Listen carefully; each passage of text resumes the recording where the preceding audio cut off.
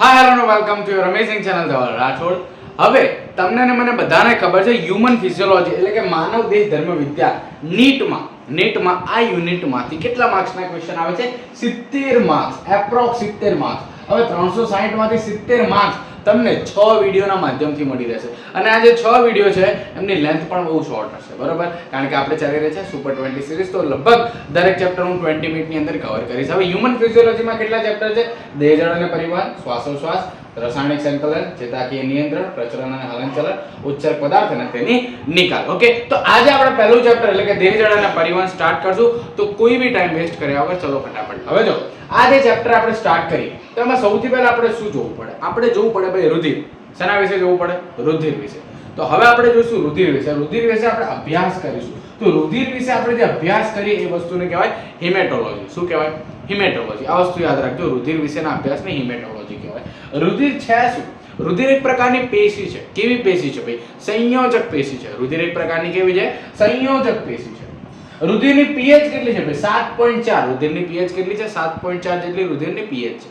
હવે આ રુધિરનું વજન કેટલું છે? તમે કહેશો લોહીનું કઈ રીતે વજન થાય? તો જો માની લો કે મારું વજન 100 કિલો છે. કેટલું છે? 100 કિલો. તો 100 કિલોમાંથી 7 થી 8 કિલો જે વજન છે મારા શરીરનું એ રુધિરના કારણે છે. કોના કારણે છે? રુધિરના કારણે. મતલબ રુધિરનું વજન કેટલું છે? 7 થી 8%. દેહ વજન છે શરીરના 7 થી 8%. હવે રુધિર છે, રુધિર બનેલું શેનું છે? તો રુધિર મેન બે વસ્તુનું બનેલું છે.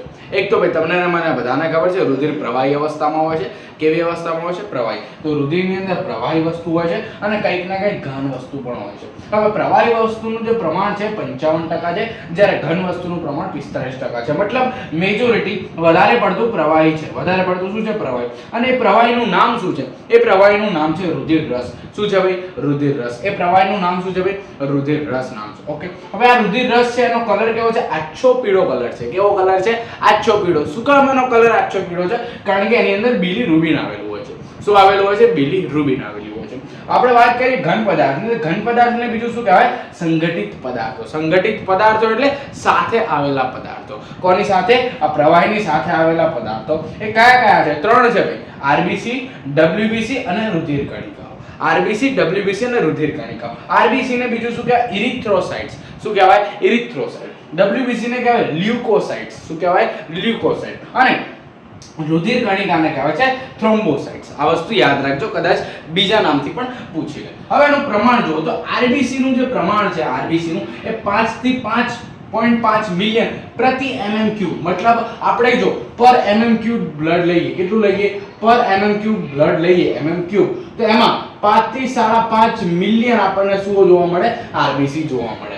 WBC ની વાત કરીએ તો 6000 થી 8000. અને રુધિર કણિકાઓ એટલે કે પ્લેટલેટ્સ એટલે કે થ્રોમ્બોસાઇટ્સ ની વાત કરીએ તો 1.5 થી 3.5 લાખનું પ્રમાણ હોય છે. હવે આ ચાર વસ્તુ રુધિર રસ, આરબીસી, WBC અને રુધિર કણિકાઓ વિશે આપણે ડિટેલમાં એક એક જોવાના છીએ. રુધિર રસની પહેલા વાત કરીએ, જેને અંગ્રેજીમાં પ્લાઝમા કહેવાય. શું કહેવાય? પ્લાઝમા કહેવાય. આ પ્લાઝમા ચાર વસ્તુઓનું બનેલું હોય. મેઇન ચાર વસ્તુ હોય. એક તો પહેલા પાણી હોય. મેન શું હોય? પ્લાઝમાની અંદર પાણી હોય, બરોબર? કારણ કે એક પ્રકારનો શું છે? રસ છે, તો રસની અંદર તો પાણી નાખવું જ પડે. હવે બીજું શું આવેલું હોય? એની અંદર પ્રોટીન. મેન આ બે વસ્તુ હોય, પાણી અને પ્રોટીન. પાણી અને પ્રોટીન. એના સિવાયની બીજી બે વસ્તુ હોય. એ કઈ હોય? એક હોય ભાઈ રુધિર ગંઠાવાના કારકો. અમુક રુધિર ગંઠાવું એટલે શું? હમણાં હું તમને આગળ શીખવાડું. એના માટેના કારકો હોય છે. અને mineral, glucose, lipid, amino acid, આ બધી વસ્તુઓ પણ એની અંદર બહુ જ ઓછા પ્રમાણમાં આવેલી હોય છે. હવે વાત કરીએ પાણીનું પ્રમાણ કેટલું હોય? 90 થી 92%. મતલબ મેજોરિટી શું છે? રુધિર રસમાં પાણી જ છે. પછી જે પ્રોટીન છે એ કેટલા ટકા છે? 5 થી 8%. અને બાકીના લગભગ જે 1% વધે એમાં આ બે વસ્તુનો સમાવેશ થઈ જાય. પ્રોટીનની વાત કરીએ તો 3 પ્રકારના પ્રોટીન છે રુધિર રસની અંદર: આલ્બ્યુમિન, ફિબ્રિનોજન અને ગ્લોબ્યુલિન. આલ્બ્યુમિન, ફિબ્રિનોજન અને ગ્લોબ્યુલિન. હવે ફિબ્રિનોજનનું કામ શું છે? ફિબ્રિનોજનનું કામ છે રુધિર ગંઠાવું. શાનું કામ છે? રુધિર ગંઠાવું. રુધિર ગંઠાવું એટલે શું? કે માની લો તમને અહીંયા હાથ ઉપર કંઈ વાગ્યું અને તમારે નીકળે છે લોહી, એટલે કે રુધિર તમારા હાથમાંથી નીકળે છે. હવે એ રુધિર છે અમુક સમય બાદ નીકળતું બંધ થઈ જશે. મતલબ રુધિર જામી જશે. તો એ જે રુધિર જામી જવાની ક્રિયા છે એ જ વસ્તુને કહેવાય રુધિરનું ગંઠાવું. એટલે કે રુધિર જામી જવું. ગંઠાવું એટલે જામી જવું. ગ્લોબ્યુલિનનું કામ શું છે? પ્રતિકાર તંત્ર. પ્રતિકાર પ્રતિકાર તંત્ર એટલે શું? અહીંયા આગળ માની લો આ કોઈક રોગ છે, આ રોગ મારા શરીરની અંદર આવવાનું કોશિશ કરી રહ્યો છે, તો આ રોગ છે મારા શરીરની અંદર જતો રહ્યો, તો મારું શરીર એની સામે લડશે, મતલબ રોગની સામે પ્રતિરોગ બનશે, રોગની સામે પ્રતિરોગ બનશે. તો આ વસ્તુને શું કહેવાય? પ્રતિકાર તંત્ર. મતલબ રોગની સામે લડવા માટેની જે આપણી અંદર સિસ્ટમ છે એને કહેવાય પ્રતિકાર તંત્ર. બીજું, આલ્બ્યુમિન નું કામ શું છે? આશ્રુતિ નિયમન કરવાનું આલ્બ્યુમિન નું કામ છે. હવે આ જે કોષ છે આરબીસી, ડબ્લ્યુબીસી, રુધિર કણિકા, એની વાત કરીએ તો પહેલા આરબીસી કઈ રીતે બને છે? આરબીસી તો આપણે શરીરનું કોઈ બી લાંબુ હાડકું હોય, લોંગ બોન, શું હોય? લોંગ બોન, લાંબુ હાડકું. આ લાંબા હાડકાની અંદર છેડે લાલ કલરની અહીંયા વસ્તુ મેં દોરી છે. આ લાલ કલરની વસ્તુને શું કહેવાય? રેડ બોન મેરો. હવે તમે કહેશો રેડ બોન મેરો એટલે શું? અને ગુજરાતીમાં કહેવાય લાલ અસ્થિ મજ્જા. શું કહેવાય ભાઈ? લાલ અસ્થિ મજ્જા. શું કહેવાય ભાઈ? લાલ અસ્થિ મજ્જા. ઓકે, હવે ધ્યાનથી સમજજો. આ લાલ અસ્થિ મજ્જાની અંદર બ્લુ કલરના મેં નાના નાના સેલ્સ દોર્યા છે. કોષ, સેલને ગુજરાતીમાં શું કહેવાય? કોષ દોર્યા છે. જેને શું કીધું છે? Stem cell. શું કીધું છે ભાઈ? Stem cell. સ્ટેમ એટલે ખબર પડે ને? સ્ટેમ. ઓકે, હવે આ જે સ્ટેમ સેલ છે એ આગળ જઈને કન્વર્ટ થશે આરબીસી માં, બરાબર? અને એ કઈ ક્રિયા છે? સ્ટેમ સેલ માંથી આરબીસી બનવાની ક્રિયાને શું કહેવાય? ઇરિથ્રોપોએસિસ. ઇરિથ્રો એટલે શું થાય ભાઈ? આરબીસી હમણાં જોયું, ઇરિથ્રોસાઇટ્સ. તો ઇરિથ્રોસાઇટ, પોએસિસ એટલે બનવું, તો ઇરિથ્રોપોએસિસ મતલબ આરબીસી નું બનવું. ક્યાંથી બને છે? સ્ટેમ સેલ માંથી. તો કદાચ તમને એવું પૂછાય કે આરબીસી કઈ જગ્યાએ બને છે, તો યાદ રાખવાનું રેડ બોન મેરોના સ્ટેમ સેલ માંથી. ક્યાંથી? રેડ બોન મેરોના સ્ટેમ સેલ માંથી. આરબીસી ની વાત કરી કારણ કે અહીંયા આગળ આપણું રુધિર રસ પતી જાય છે અને આરબીસી આપણે સ્ટાર્ટ થઈ ગયેલી છે. તો આરબીસી ની બેઝિક વસ્તુ જે એનસીઈઆરટી માં લખી છે એ જ વસ્તુ અહીંયા મેં લખી છે. શું છે? આરબીસી નો આકાર. તો આકાર કેવો છે ભાઈ? આરબીસી નો દ્વિઅંતરગોળ. કેવો છે ભાઈ? દ્વિઅંતરગોળ આકાર છે. સાઈઝ ની વાત કરીએ તો 7.5 માઇક્રોમીટર ઇન ડાયામીટર, મતલબ 7.5 માઇક્રોમીટર એનો શું છે ભાઈ? વ્યાસ છે. શું છે? વ્યાસ. એના કેન્દ્રની વાત કરીએ ભાઈ, આરબીસી એક પ્રકારનો કોષ છે. આરબીસી રેડ બ્લડ સેલ, લાલ રક્ત કણ, મતલબ લાલ રક્ત કોષ. તો કોષ છે. આરબીસી શું છે? એક પ્રકારનો કોષ છે. તો કોષની અંદર કોષ કેન્દ્ર હોય બરાબર, પણ આરબીસી ની અંદર કોષ કેન્દ્ર નથી, યાદ રાખજો. બીજું, એનો રંગ કેવો છે? આરબીસી નો ફૂલ ફોર્મ શું છે ભાઈ? રેડ બ્લડ સેલ, મતલબ લાલ રક્તકણ. એનો કલર જ છે આપણને બતાવે છે લાલ કલર. કેવો કલર છે? Red colour. હવે રેડ કલર શું કામ છે? કોના કારણે છે? તો એ છે ભાઈ હિમોગ્લોબિન ના કારણે. કોના કારણે? હિમોગ્લોબિન. આરબીસી ની અંદર એક વસ્તુ આવેલી હોય જેને કહેવાય હિમોગ્લોબિન, એના કારણે. ઓકે, હવે બને છે કે આરબીસી બને કે? આરબીસી બને ભાઈ ભ્રૂણમાં. જ્યારે આપણે નાના હોઈએ ત્યારે ભ્રૂણમાં કઈ રીતે બને? યકૃત અને બરોડમાં બને. ક્યાં બને? યકૃત અને બરોડમાં બને, બરાબર. જ્યારે આપણે એડલ્ટ થઈ જઈએ, મોટા થઈ જઈએ, પુખ્ત થઈ જઈએ ત્યારે ક્યાંથી બને? બોન મેરો. જે મેં અત્યારે તમને કીધું અસ્થિ મજ્જા. બોન મેરો ને ગુજરાતીમાં શું કહેવાય? અસ્થિ મજ્જા. અહીંયા રેડ બોન મેરોમાંથી મેં તમને બતાવ્યું છે. ઓકે, આરબીસી ની અંદર કણાભસૂત્ર હોય છે? ના, આરબીસી ની અંદર કણાભસૂત્ર હોતું નથી. કણાભસૂત્રનું કામ શું હોય? જારક શ્વસન કરાવે. કેવું શ્વસન કરાવે? જારક શ્વસન. મતલબ જો આરબીસી જોડે કણાભસૂત્ર નથી તો એ કયું શ્વસન કરશે? અજારક શ્વસન કરશે. કયું શ્વસન કરશે? અજારક શ્વસન કરશે. ઓકે, અને એની અંદર કઈ વસ્તુ હોય? ઇરિથ્રોપોએસિસ થતી હોય. અને આરબીસી નો જીવનકાળ કેટલો છે? 120 દિવસ. કોઈ બી આરબીસી હોય 120 દિવસની અંદર ડિસ્ટ્રોય થઈ જાય, મતલબ નાશ પામી જાય અને નવા આરબીસી બનતા રહે છે. ઓકે, અને કબ્રસ્તાન તો તમને અને મને બધાને ખબર છે, નાનપણથી આપણે ભણતા હોઈએ છીએ, બરોડ, બરાબર, જેને અંગ્રેજીમાં સ્પ્લીન કહેવાય. શું કહેવાય? સ્પ્લીન. હવે અહીંયા જો આજે વાત કરી હિમોગ્લોબિન, જે આરસીબી ની અંદર, સોરી આરબીસી ની અંદર, આરસીબી ની મને ખબર છે વિરાટ કોહલી હારી ગયું અત્યારે કેકેઆર ની સામે, પણ આરસીબી ની હિમોગ્લોબિન. હવે હિમોગ્લોબિન છે એ કઈ રીતે બનેલું હોય છે? તો એની અંદર મુખ્ય બે વસ્તુ હોય છે. એક તો હોય છે હિમ અને એક હોય છે ગ્લોબિન. હવે આ જે હિમોગ્લોબિન છે એ કઈ રીતે બનેલું હોય? હિમ અને ગ્લોબિન. તો એમાં સૌથી વધારે પ્રમાણમાં શું હોય? ગ્લોબિન. 95% ગ્લોબિન છે. અને ગ્લોબિન છે શું ભાઈ? ગ્લોબિન એક પ્રકારનું પ્રોટીન છે. શું છે? પ્રોટીન છે. ગ્લોબિન શું છે? પ્રકારનું પ્રોટીન છે. અહીંયા ઉપર મેં લખ્યું પણ છે. ઓકે, હવે એ જે પ્રોટીન છે એ કઈ રીતે હોય છે? તો ભાઈ 4 એની અંદર પોલીપેપ્ટાઇડ ચેઇન હોય છે. શું હોય છે? 4 પોલીપેપ્ટાઇડ ચેઇન હોય છે આવી રીતે. તો એમાં તમે જોઈ શકો છો કે 2 ચેન આલ્ફા વાળી અને 2 ચેન બીટા વાળી હોય છે, જેમ મેં અહીંયા આગળ લખ્યું પણ છે. ઓકે, હિમની વાત કરીએ તો હિમની અંદર શું હોય ભાઈ, એક તો Fe+2 આયન હોય અને સાથે પોરફાયરિન રિંગ હોય. હવે એનો મતલબ શું કે આ Fe+2 છે અને એની સાથે આવી રીતે રિંગ હશે પોરફાયરિન રિંગ. બરાબર, તમે કદાચ ગૂગલમાં હિમોગ્લોબિનનું સ્ટ્રક્ચર સર્ચ કરશો, હિમનું સ્ટ્રક્ચર, તો તમને આવું કંઈક જોવા મળે. જો દેખાય છે અહીંયા આગળ પોરફાયરિન રિંગ છે, આ આખી શું છે, આખી પોરફાયરિન રિંગ છે જેની અંદર શું છે ભાઈ, Fe આયન આવેલો છે અને એની સાથે ગ્લોબિન્સ જોડાયેલા હોય એની 4 ચેનથી. કઈ 4? પોલીપેપ્ટાઇડ ચેન, 2 આલ્ફા અને 2 બીટાથી. તો આ હતો RBC નો ખેલ. હવે અહીંયા આગળ આવે છે WBC. Now vote is the WBC? WBC એટલે આનો ફૂલ ફોર્મ શું થાય ભાઈ? વ્હાઇટ બ્લડ સેલ, એટલે કે શ્વેત રક્તકણ અથવા તો શ્વેત કણ, આપણે એવી રીતે બોલીએ છીએ. હવે આના બે ભાગ છે. કયા બે ભાગ છે? એક છે ભાઈ કણિકામય અને એક છે કણિકા વિહીન. શું છે? કણિકામય અને કણિકા વિહીન. કણિકામય કયા છે તો યાદ રાખજો. જો આપણે કેમેસ્ટ્રી ભણી તો કેમેસ્ટ્રીમાં આપણે pH યાદ રાખવાની. pH માં શું હોય ભાઈ? pH જો એક તો એસિડિક હોય, એક બેઝિક હોય અને એક વચ્ચે ન્યુટ્રલ એટલે કે તટસ્થ હોય. એસિડ, બેઝ અને ન્યુટ્રલ. એસિડ, બેઝ અને ન્યુટ્રલ એટલે કે એસિડ, બેઝ અને તટસ્થ એવું આપણે કહી શકીએ. તો અહીંયા આગળ તટસ્થ કણ હશે. કેવો કણ હશે? તટસ્થ કણ. પછી આ બાજુ શું આવે? બેઝિક વસ્તુ, મતલબ બેઝોફિલ્સ હશે. બેઝોફિલ્સ કેવા હોય? તટસ્થ હોય, સોરી બેઝિક હોય. કેવા હોય? બેઝિક હોય. પછી છે ઇયોસિનોફિલ્સ. ઇયોસિનોફિલ્સ કેવા હોય? એસિડિક હોય. મતલબ એસિડ, બેઝ અને તટસ્થ ત્રણે વસ્તુ શેમાં આવે? કણિકામયમાં આવે. શેમાં આવે? કણિકામયમાં. આ શોર્ટ ટ્રિક છે, તમારે યાદ રાખવાનું. ઓકે, હવે આ જે ઇયોસિનોફિલ્સ છે એને બીજું શું કહેવાય? એસિડોફિલ્સ પણ કહેવાય. શું કહેવાય? એસિડોફિલ્સ. ઇયોસિનોફિલ્સ ને એસિડોફિલ્સ કહેવાય. બેઝોફિલ્સ તો બેઝ હોય, એસિડોફિલ્સ એસિડ હોય અને ન્યુટ્રલ એટલે કે તટસ્થ. અહીંયા આગળ ન્યુટ્રલ સાઇડ છે એટલે કે તટસ્થ કણ છે. ઓકે, હવે અહીંયા આગળ જોજો. અહીંયા કણિકા વિહીનની અંદર શું આવે? બે વસ્તુ આવે. એક આવે લિમ્ફોસાઇટ્સ અને એક આવે મોનોસાઇટ્સ. શું આવે? લિમ્ફોસાઇટ્સ અને મોનોસાઇટ. લિમ્ફોસાઇટ એટલે લસિકા કણ, લિમ્ફોસાઇટ એટલે શું? લસિકા કણ. અને મોનોસાઇટ એટલે શું? એક કેન્દ્રીય કણ. શું કહેવાય? મોનો એટલે એક, બરાબર, મોનો એટલે એક અને સાઇટ્સ એટલે કોષ એટલે કે એક કેન્દ્રીય કોષ. ઓકે, હવે અહીંયા આગળ જોજો એક શોર્ટ ટ્રિક બતાવી છે. આ જે છે ને, જો તટસ્થ કણ એટલે એને શું કહેવાય? ન્યુટ્રલ કહેવાય. તટસ્થ એટલે ન્યુટ્રલ. બેઝોફિલ્સ એટલે શું કહેવાય? એને B વડે દર્શાવાય. ઇયોસિનોફિલ્સ જેને A વડે દર્શાવવામાં આવે છે. લિમ્ફોસાઇટ જેને આપણે L વડે દર્શાવીએ. મોનોસાઇટ જેને આપણે M વડે દર્શાવીએ. બરાબર, હવે શોર્ટ ટ્રિકમાં લખી છે. જોજો કે કોનું પ્રમાણ સૌથી વધારે છે ને કોનું પ્રમાણ સૌથી ઓછું છે WBC નું આપણે લોહીની અંદર. તો યાદ રાખજો, નથી લેવું મારે આ બધું, નથી લેવું મારે એ બધું યાદ રાખવાનું. શું મારે આ બધું કઈ લેવું જ નહીં. નથી નો શું આવશે? M. લેવું નો L. મારે એટલે M. A એટલે A અને બધું નો B.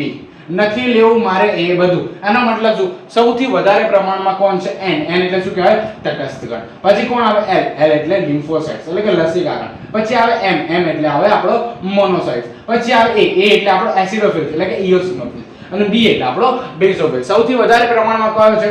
તટસ્થ કણ છે અને સૌથી ઓછા પ્રમાણમાં શું છે ભાઈ? બેઝોફિલ્સ છે. ખબર પડી કે ના પડી? હવે જોજો અહીંયા આગળ ધ્યાનથી સમજો. આ જે N અને M છે, NM શું છે? NM જે આપણે તટસ્થ કણ અને આપણે વાત કરીએ મોનોસાઇટ્સ એટલે કે એક કેન્દ્રીય કણ. બરાબર, એ કહેવાય છે ભક્ષક તરીકે કામ કરે. ભક્ષકનો મતલબ શું? તમે મારી પાસે આવો, હું તમને મારી નાખું તો મેં તમારું શું કર્યું કે ભક્ષણ. હું શું છું ભાઈ? હું ભક્ષક છું. ભક્ષક શું કરે? તમારું ભક્ષણ કરી નાખે. બસ એ જ રીતે આ N અને M એટલે શું કહેવાય? ભક્ષક કહેવાય. બરાબર, એની વાત કરીશું. A થઈ ગયું, M થઈ ગયું. હવે A શું છે? A એટલે આપણો છે ભાઈ એસિડોફિલ્સ. હવે એસિડોફિલ્સ શું કરે ભાઈ? ચેપથી બચાવે આપણને. શું બનાવે? ચેપથી. ઇયોસિનોફિલ્સ આપણને શેનાથી બચાવે? ચેપથી. એટલે બહારથી કોઈ મતલબ કોઈ ચેપી વ્યક્તિ હોય, બરાબર, આપણે આજુબાજુ ફરતા હોય, કેટલા ચેપી લોકો અત્યારે તમારી જોડે બેઠા હશે, નક્કી નહીં કદાચ તમારી જોડે વિડીયો જોતા હોય બેઠા, બરાબર, અથવા તો તમારો બેસ્ટ ફ્રેન્ડ છે તમારી સાથે લડીને બેઠો, એ પણ એક પ્રકારનો ચેપ હોય તમારા માટે. બરાબર, તો એ શું છે કે ચેપથી બચાવે. કોણ? ઇયોસિનોફિલ્સ. L એટલે શું? L એટલે આપણું રોગ પ્રતિકાર તંત્ર. લિમ્ફોસાઇટ શું? લસિકા કણ શું કરે? રોગ પ્રતિકારક શક્તિ આપણને આપે. હવે B બેઝોફિલ્સ નું કામ થોડુંક અહીંયા આગળ અટપટું છે અને થોડું IMP પણ છે. બરાબર, બેઝોફિલ્સ શું કામ કરે? મેઈન એના 3 વસ્તુ છે. એક તો હિસ્ટેમાઇન નો સ્ત્રાવ કરે. શું કરે? હિસ્ટેમાઇન. પછી શું કરે? હિપેરિન. શું કરે? હિપેરિન. અને એક કરે સેરોટોનિન. શું કરે? સેરોટોનિન. યાદ રાખજો, હિસ્ટેમાઇન, હિપેરિન, સેરોટોનિન. હિસ્ટેમાઇન, હિપેરિન, સેરોટોનિન. ઓકે, તો અહીંયા આગળ આપણું WBC પણ એકદમ કમ્પ્લીટ કવર થઈ ગયા છે. લાસ્ટ આપણી પાસે આવે છે ભાઈ રુધિર કણિકાઓ. નાઉ આ રુધિર કણિકાઓ શું છે? ધ્યાનથી સમજજો. પહેલા તો રુધિર કણિકાઓ આપણે મળે ક્યાંથી? તો જો મેગાકેરિયોસાઇટ્સ જેને ગુજરાતીમાં કહેવાય અસ્થિ મજ્જાનો ખંડિત કોષ, મતલબ એવા કોષ જે વ્યવસ્થિત ના હોય, ખંડિત થયેલા હોય, બરાબર. મોટો કોષ, મેગા એટલે મોટો, કેરિયો મતલબ ખંડિત થયેલા, બરાબર. અસ્થિ મજ્જાના ખંડિત થયેલા મોટા કોષ, એમાંથી શું થાય? એમાંથી થાય ભાઈ રુધિર કણિકા બને. એમાંથી શું બને? રુધિર કણિકા બને. હવે આ રુધિર કણિકા શું કામ બને? એનું કામ શું છે? તો રુધિર જામી જવા માટે સંકળાયેલો. રુધિર કણિકામાં શું હોય? રુધિર કણિકાનું કામ શું? રુધિર જામી જવા માટે જવાબદાર હોય. રુધિર જામી જવા માટે આ રુધિર કણિકાઓની આપણને થોડી જરૂર પડે. તો આ જે રુધિર જામી જવા માટેની જરૂર છે એ હવે આપણે ભણી લઈએ, કારણ કે એ પણ ઇમ્પોર્ટન્ટ છે. તો હવે આપણે શું જોઈશું? રુધિર ગંઠાવાની ક્રિયા. જો હવે અહીંયા આગળ આપણી પાસે આવે છે રુધિર ગંઠાવું. ઓકે, તો અત્યાર સુધી આપણે રુધિર વિશે બેઝિક વસ્તુ ભણી ગયા, એની અંદર પ્રોટીન ને જે બી વસ્તુ છે એ. તો આ જે રુધિર ગંઠાવું છે કઈ રીતે ગંઠાય છે? માની લો કે આપણને કોઈ ઇન્જરી થઈ, એટલે આપણને કોઈ જગ્યાએ કંઈક વાગ્યું, તો ઓબ્વિયસલી શું નીકળશે? રુધિર નીકળશે. હવે રુધિર નીકળશે તો રુધિરની અંદર જે છેલ્લે આપણે શું જોયું હતું?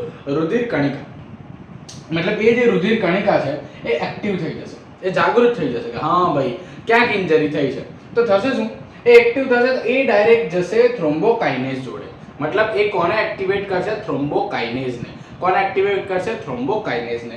કઈ પ્રક્રિયા દ્વારા? કેસ્કેડ પ્રોસેસ દ્વારા, બરાબર. જે એનસીઈઆરટી માં એના વિશે બહુ આપ્યું નથી, પણ તમે યાદ રાખજો કઈ પ્રોસેસ દ્વારા? Cascade process. કઈ પ્રોસેસ? Cascade process. ઓકે, હવે આ જે થ્રોમ્બોકાઇનેઝ છે એ થ્રોમ્બોકાઇનેઝ શું કરશે? આપણા બ્લડની અંદર ઓલરેડી પ્રેઝન્ટ એવી વસ્તુ જેને કહેવાય પ્રોથ્રોમ્બિન.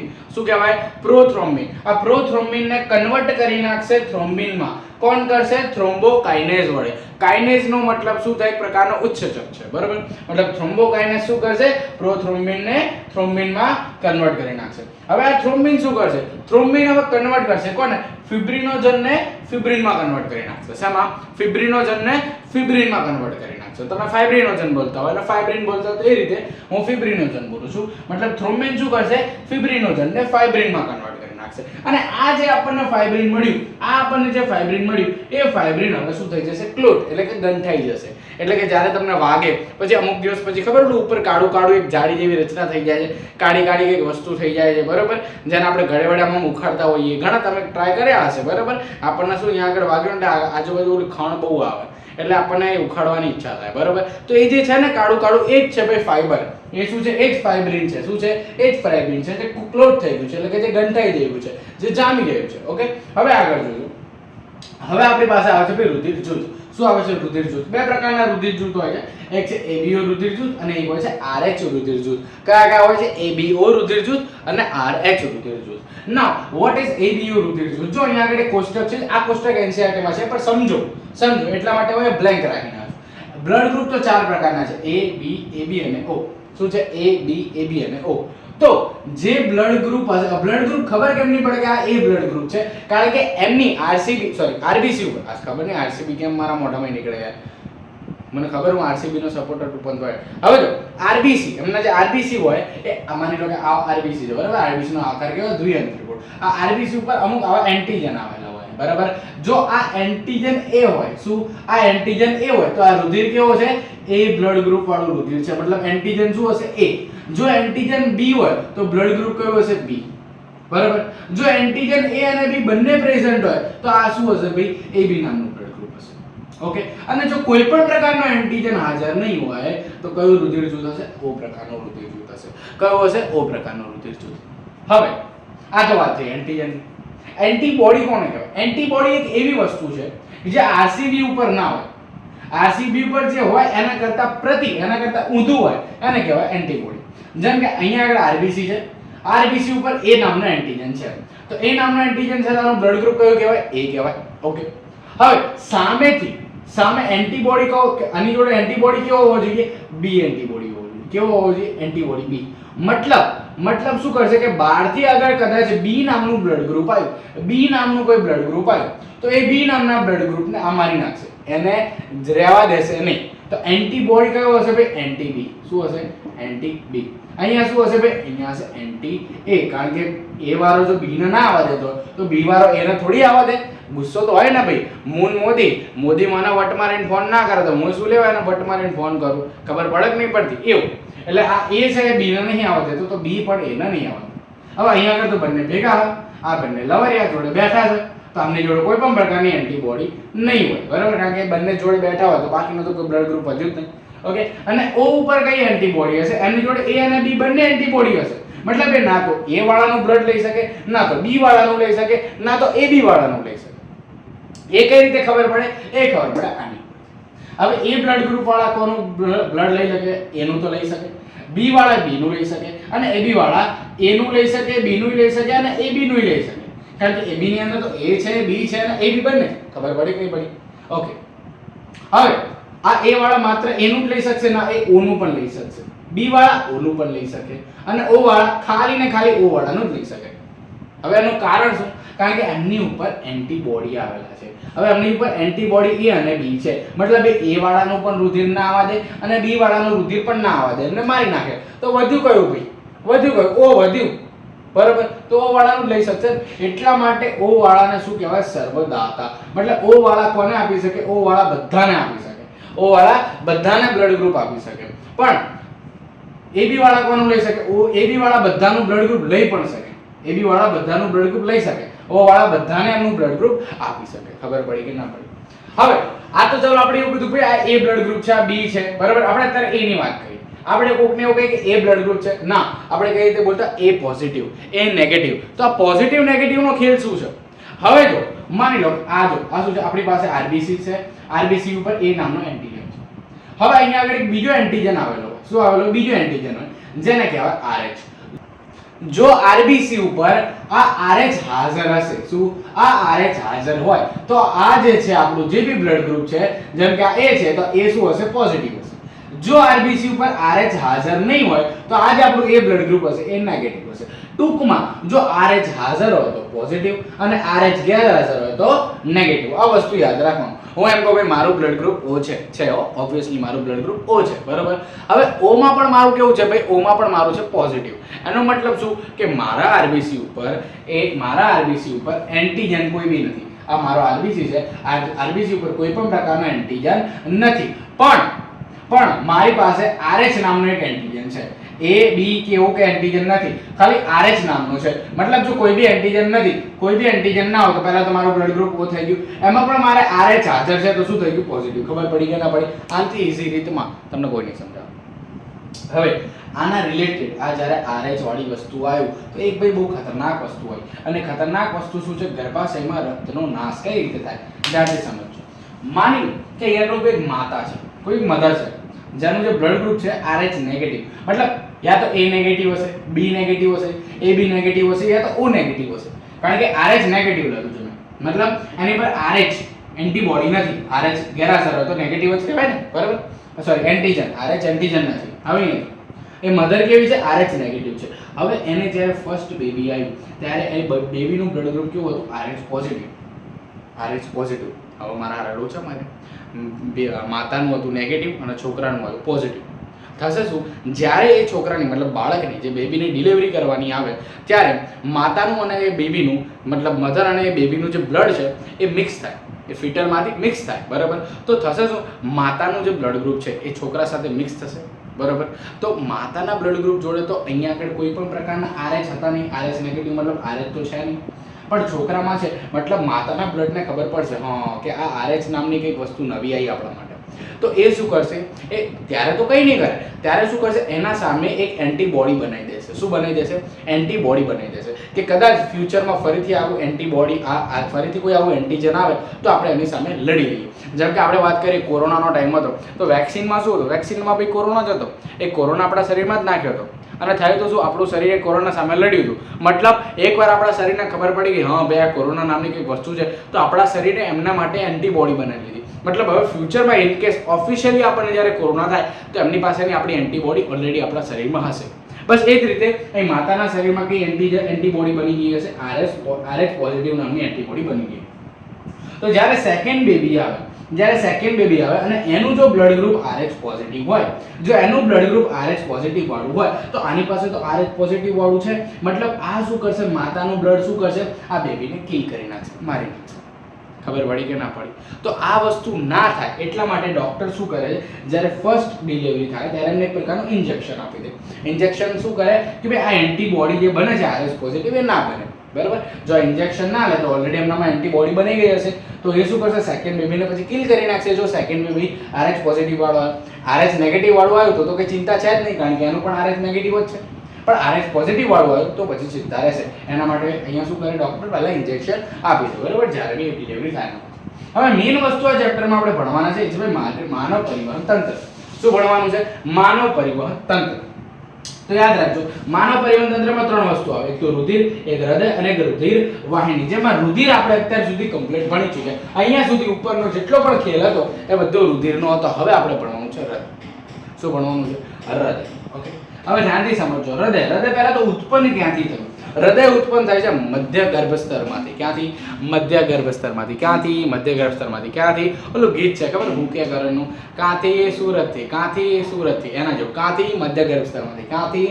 મધ્ય ગર્ભસ્તરમાંથી. એનું જે સાઇઝ છે કેટલી છે? મુઠ્ઠી જેટલી. સાઇઝ કેટલી છે? મુઠ્ઠી જેટલી છે, બરાબર. અને હૃદયનું જે વજન છે કેટલું છે? 300 ગ્રામ એપ્રોક્સ 250 થી 300 ગ્રામ હોય છે. મેલમાં થોડું વધારે હોય, ફિમેલમાં થોડું લાઇટ હોય. ઓકે, યાદ રાખજો, હલકું હોય. લાઇટ એટલે હલકું, બરાબર. હવે યાદ રાખવાનું, એટલે થોડું ઇંગ્લિશ શીખો, મસ્ત લાગશે, તમે પ્રોફેશનલ લાગશે.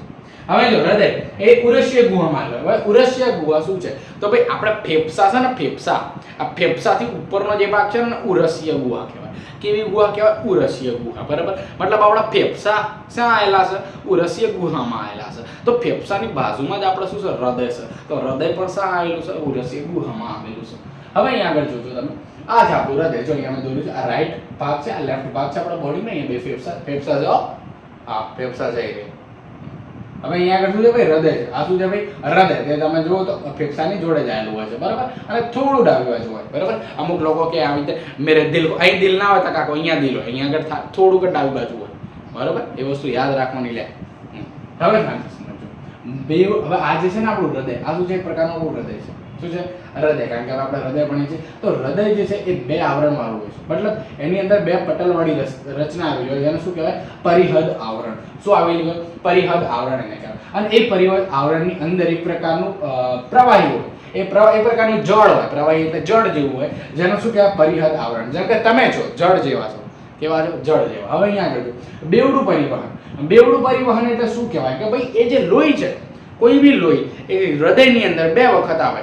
કોઈ પણ લોહી હૃદયની અંદર એક જ ચક્રની વાત કરી, એક ચક્રમાં 2 વખત આવે તો એને શું કહેવાય? બેવડું પરિવહન. જેમ કે જો સૌથી પહેલા વસ્તુ ક્યાંથી ચાલુ થાય? ફેફસામાંથી ચાલુ થાય. ફેફસામાંથી શું આવે? શુદ્ધ રુધિર આવે. શુદ્ધ રુધિર ક્યાંથી આવે? ફુફ્ફુસીય શિરા દ્વારા. શુદ્ધ રુધિર મતલબ ઓક્સિજન વાળું. હવે ઓક્સિજન વાળું રુધિર સૌથી પહેલા ક્યાં જાય? ઓક્સિજન વાળું રુધિર છે ને ભાઈ ડાબા ભાગમાં હોય, એટલી વસ્તુ યાદ રાખવાનું.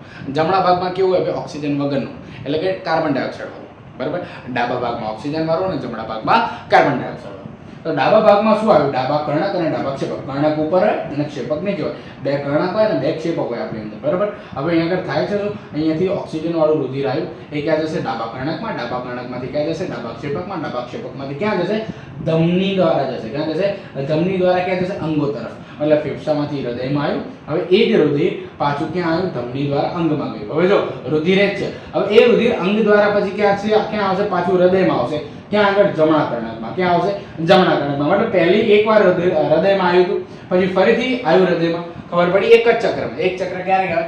જ્યારે અહીંયા આગળ જો લંગ છે, લંગથી આવ્યું રુધિર અને ફરીથી આ બધું પતાવતા છેલ્લે પાછું લંગ તરફ જાય. ખબર પડી? મતલબ ત્યારે આ જે રુધિર છે હૃદયમાં 2 વખત આવ્યું, એટલા માટે એને બેવડું પરિવહન કહેવાય. હવે અહીંયા આગળથી રુધિર ગયું, પણ એ રુધિર કેવું હશે? ડીઓક્સિજનેટેડ, મતલબ કાર્બન ડાયોક્સાઇડ વાળું. કેમ? કારણ કે ઓક્સિજન તો બધા આપણે અંગોએ લઈ લીધો. અંગને કામ હોય ને ભાઈ ઓક્સિજનથી, તો આપણે એટીપી મેળવીએ. કણાભ સૂત્રવાળી વસ્તુ હોય, ખબર છે ને? ઓકે, તો એ એટીપી આપણે બનાવી લીધી ઓક્સિજન વાપરી, તો ત્યાંનો જે કાર્બન ડાયોક્સાઇડ હશે અંગ, એ અંગ આપી દેશે આપણને રુધિરને. હવે રુધિર છે ને, એ આપી દીધો કાર્બન ડાયોક્સાઇડ. કોને આપી દીધો? રુધિરને. હવે એ રુધિર કોના દ્વારા જશે? શિરા દ્વારા. શિરા દ્વારા ક્યાં જશે? જમણા કર્ણકમાં. જમણા કર્ણકથી ક્યાં જશે? જમણા ક્ષેપકમાં. જમણા ક્ષેપકથી પાછું ક્યાં જશે? બારે લંગ તરફ. અને આ રીતે આખી પ્રક્રિયા ચાલતી રહેશે. પણ તમે એક વસ્તુ નોટિસ કરો, અહીંયા મેં ધમની અને શિરા 2 વસ્તુ દોરી હતી. તો આ જે ધમની અને શિરા છે, આ જે ધમની અને શિરા છે, એનો અહીંયા હું આડછેદ લઉં. એનો આડછેદ લો તો તમે જોઈ શકો છો કે ધમનીમાં કાણું એકદમ નાનું છે, જ્યારે શિરામાં મોટું છે. હવે તમે કોઈ બી વસ્તુ જો તમારા ઘરે કોઈ બી, મતલબ તમારું નવું ઘર બનતું હોય કે કોઈ બી વસ્તુ કડિયા કામ, તમે કડિયા કામ કરો છો, તમે કેવા છો કડિયાવાળા છો બરાબર, એટલે તમે દિવાલોનું ઓલું પાણી પીવડાવતા હોય ખબર સવારમાં કે બધું નવું ઘર બનતા હોય એટલે કહેતા હોય દિવાલનું પાણી પીવડાવવાનું કે ભાઈ તમે માળી જાઓ કે ભાઈ કોઈ બી વસ્તુને પાણી પાવો છો બરાબર, ફૂલાઓને ઝાડવાઓને, તો તમે શું કરશો જો નોર્મલ આપણે પાઇપ પકડીને ઊભા રહીએ તો પાણી તો નોર્મલ જશે, પણ જેમ આપણે પાઇપ દબાવી દઈએ એમ પાણી ફોર્સફુલી જશે. કેમ? કારણ કે આ શું છે ભાઈ નાની વસ્તુ કરી નાખશું તો એ ફટાફટ પાણી છોડશે. મતલબ અહીંયા શું છે રુધિર, મતલબ હૃદયમાં સોરી ધમનીમાં રુધિરનો દબાણ કેવું હોય વધારે હોય, જ્યારે શિરામાં રુધિરનું દબાણ કેવું હોય ઓછું હોય. ઓકે, હવે હૃદય જે છે બે પ્રકારના હોય, એક હોય ન્યુરોજેનિક અને myogenic. What is the meaning of neurogenic and myogenic? Myo મતલબ આપણું થાય મસલ એટલે શું કહેવાય આપણી મસલ ખાવું પડે ને યાર, મસલ એને ગુજરાતીમાં શું કહેવાય મસલમાં? હા મને યાદ આવશે એટલે કહીશ. ન્યુરો એટલે આપણું નર્વસ સિસ્ટમ, ચેતાતંત્ર.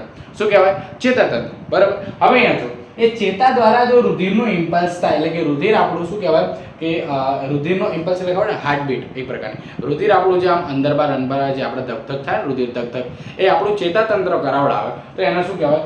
ન્યુરોજેનિક હૃદય કહેવાય. પણ જો એ આપણી મસલ્સ કરાવડાવે, કોણ કરાવડાવે?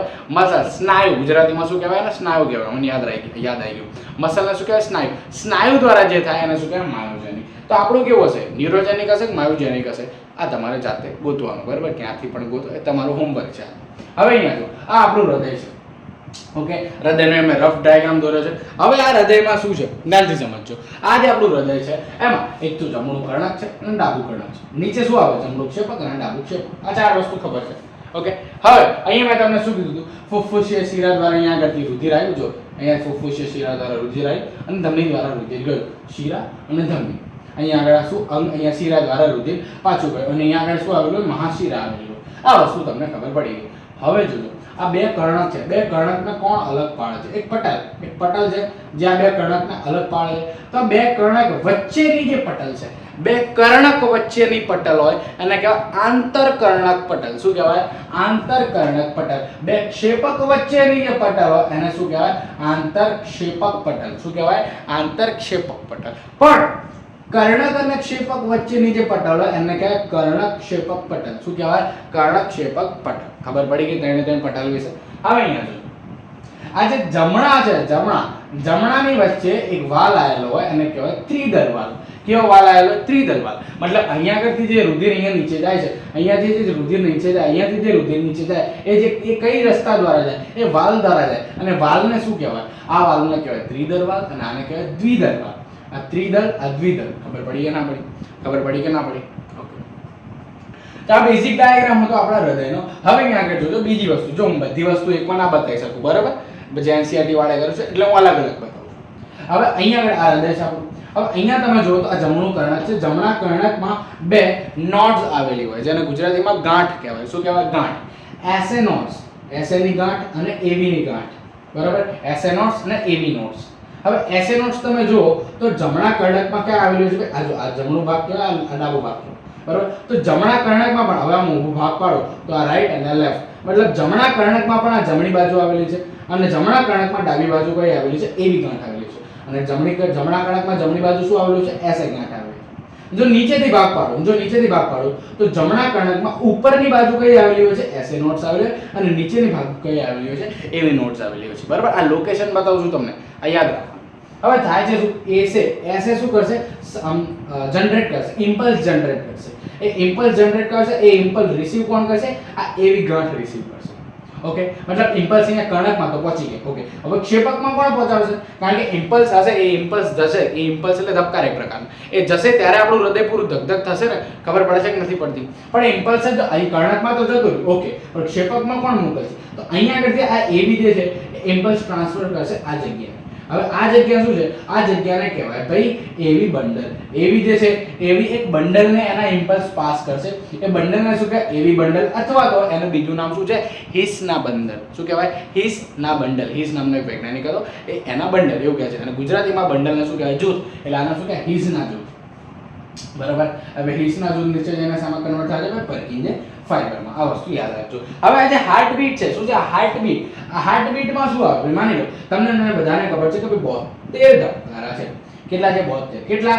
60 સેકન્ડમાં. તો 1 સેકન્ડમાં કેટલા આવે? 60 ભાગ્યા 72 એટલે 0.8 સોરી એક ધબકારો કેટલા સેકન્ડનો? 0.8 સેકન્ડનો. કેટલા 0.8 સેકન્ડનો. તો આ જે 0.8 છે એને કહેવાય હૃદય ચક્ર. શું કહેવાય? હૃદય ચક્ર. બરાબર, કાર્ડિયક સાયકલ એને અંગ્રેજીમાં એવું કહેવાય. હવે અહીંયા ધ્યાનથી સમજો. આ જે 0.8 છે એને હું ડિવાઈડ કરું, આ 0.8 ને હું ડિવાઈડ કરું.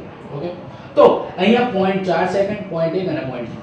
ઓકે, હવે અહીં જો આ 0.4 સેકન્ડમાં શું કરે છે? આપણું હૃદય રિલેક્સ કરે છે. શું કરે છે? રિલેક્સ કરે છે. શું કરે છે? હૃદય રિલેક્સ કરે છે. ઓકે, 0.1 સેકન્ડની વાત કરું, 0.1 સેકન્ડની અંદર તો અહીંયા આગળ થાય છે ભાઈ સિસ્ટોલ. કોનો સિસ્ટોલ? તો ભાઈ એટલે કે દબાણ. કોનું દબાણ થશે? અહીંયા આગળ દબાણ થશે. કોનું દબાણ? એટલે કે દબાશે. કોણ દબાશે ભાઈ? એ એટલે શું કહેવાય? આપણા કર્ણક. મતલબ કર્ણક દબાય કેટલા સેકન્ડમાં? 0.1 સેકન્ડમાં. ઓકે, પછી કર્ણક દબાશે એટલે રુધિર નીચે જશે. હવે રુધિર નીચે ક્યાં જાય? ક્ષેપકમાં. તો હવે કોણ દબાશે? ક્ષેપક. ક્ષેપકને દબાતા કેટલી વાર લાગે? 0.3 સેકન્ડ. કેટલી સેકન્ડ? 0.3 સેકન્ડ. ખબર પડી કે ના પડી? હવે ક્ષેપક દબાય એટલે રુધિર બહાર જતું. તો હવે 0.4 સેકન્ડ શું કરશે? આપણું હૃદય રિલેક્સ કરશે. ફરીથી 0.1 સેકન્ડમાં અહીંયા આગળ હવે જો અહીંયા રુધિર આવ્યું, 0.1 સેકન્ડમાં દબાઈ જશે એટલે રુધિર બધું નીચે જતું રહેશે. ફરીથી આ દબાશે એટલે રુધિર આપણું પાછું બહાર જતું રહેશે. આ કેટલી સેકન્ડ સુધી દબાશે? 0.3 સેકન્ડ સુધી રુધિર બહાર જતું રહે એટલે આપણું હૃદય પાછું રિલેક્સ થશે. કેટલા સેકન્ડ માટે? 0.4 સેકન્ડ માટે. આ રીતે એક ચક્ર ચાલતું રહે. એને શું કહેવાય? હૃદય ચક્ર. ઓકે, હવે અહીંયા આગળ જ્યારે દબાય છે રુધિર, તો રુધિર બહાર નીકળે છે. તો એક વખત જ્યારે આ દબાય ત્યારે રુધિર અહીંયા આગળથી બહાર નીકળે ને અહીંયાથી બે બાજુથી બહાર નીકળે. તો કોઈ બી બાજુની વાત કરીએ, બે બાજુએ રુધિર છે સરખું જ બહાર નીકળે. અહીંયા આગળ જેટલું ગયું હોય તો અહીંયા આગળથી ને પણ એટલું ગયું હશે. તો એ કેટલું જાય? એક વખત દબાય તો કેટલું જાય? તો એ જાય ભાઈ 70 ml. કેટલું જાય? 70 ml. એક વખત દબાય તો 70 ml જેટલું રુધિર બહાર જાય. હવે આ જે 70 ml જે છે એને શું કહેવાય? SV એટલે કે સ્ટ્રોક વોલ્યુમ. સ્ટ્રોક વોલ્યુમ કેટલું છે? 70 ml. એક બીટમાં, એક ધબકારામાં કેટલું રુધિર અહીંયાથી બહાર જાય? 70 ml જેટલું. ક્યાંથી? ક્ષેપકમાં. તો એક બીટમાં એટલે કે એક ધબકારામાં આટલું હશે તો 72 ધબકારામાં કેટલું હશે? તો 70 ગુણ્યા 2 72 એટલે 5000. કેટલા મિલી? 5000 મિલી. જેને આપણે શું કહી શકીએ? 5 લીટર. મતલબ એક મિનિટમાં લગભગ આપણું હૃદય 5 લીટર જેટલું લોહી પાસ કરે છે પોતાની અંદરથી. ખબર પડી કે ના પડી? એ વસ્તુને શું કહેવાય? Cardiac output. શું કહેવાય ભાઈ? Cardiac output. ઓકે, તો મેઇન જે વસ્તુ હતી આખા ચેપ્ટરની આજે અહીંયા આગળ ફિનિશ થઈ જાય છે. લાસ્ટ એક છે ECG. જો કે ECG માં કઈ છે નહીં, એ ડાયાગ્રામ તમે એકવાર જોઈ લેશો તો બી તમને NCERT માં ખબર પડી જશે કે આવો એવો ડાયાગ્રામ છે ECG નો. એક વખત તમે જોઈ લેજો અને ઉપર વાંચી લેજો. બહુ જ નાનું છે ને ખબર પણ પડી જશે. ઓકે, તો આઈ હોપ તમને આજના લેક્ચરમાં મેઇન બધું વસ્તુ ખબર પડી ગઈ હશે. એન્ડ વિડીયોને લાઈક કરો, શેર કરો, યાર બધાને મોકલો, જેથી અમને ખબર પડે અને મને થોડું સપોર્ટ મળે. બરાબર, હજી એક કેસ થયા છે. મારે ગુજરાત બહુ ફેલાવવું છે, લોકોને આમ છોકરાઓને સાથે કનેક્ટ થવું છે. બરાબર, હું તમારા જેટલો છું કે બહુ મોટો નહીં, ઘણી 4-5 વર્ષ મોટો હોઈશ. બરાબર, એટલે હું તમારા જેવી રીતે જ મતલબ કહેવાય ને બ્રો ટાઈપ યો બ્રો એવી રીતે. તો થેન્ક યુ સો મચ અહીંયા સુધી વિડીયો જોવા માટે. મળીએ આપણા નેક્સ્ટ લેક્ચરમાં. કયો આવશે? હવે આપણું ચેપ્ટર આવશે શ્વાસોશ્વાસ અને વાયુનો વિનિમય. ત્યાં સુધી